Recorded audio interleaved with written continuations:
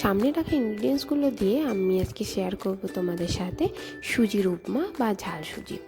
বাড়িতে আমি খুব একটা বেশি রান্নাবান্না করি না। মা, কাকিমা, ঠাকুমা, বাবা এনারা যেটাই করে আমি সেটা দেখেই শিখি।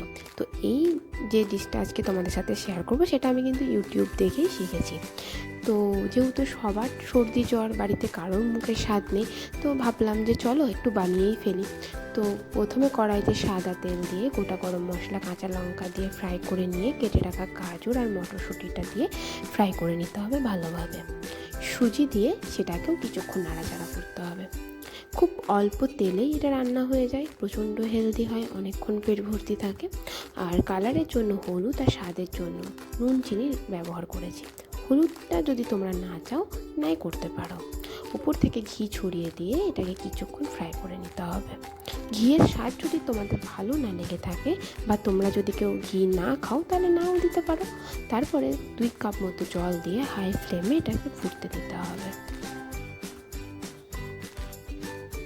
মাঝের মধ্যে নাড়াচাড়া করতে হবে, একদম ঝুরঝুরে যতক্ষণ না হচ্ছে ততক্ষণ এটাকে রান্না করতে হবে। বাচ্চাদের টিফিনেও আমরা এই ধরনের খাবার দিতে পারি, যাতে ওদের বাইরের খাবারের দিকে মন না যায়। কারণ বাইরের খাবার তো আমাদের শরীরের জন্য খুব একটা বেশি ভালো না। তো হেলদি আর টেস্টি খাবার যদি বাড়িতেই বানানো যায় তাহলে বাচ্চাদেরও বাইরের খাবারের দিকে মন যাবে।